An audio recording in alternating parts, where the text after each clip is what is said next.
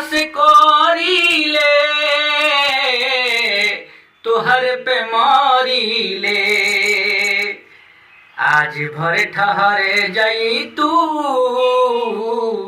गोरी हमरे गावे में। आज भर ठहरे जाई तू गोरी हमरे गावे में। बोल कितना दिन लागी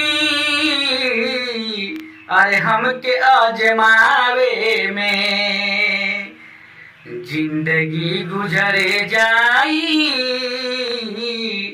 रुतही मनावे में। लेकिन ये कहना है कि बूढ़ा बूढ़ा बुरा हो वक्त तो सब आजमाने लगते हैं।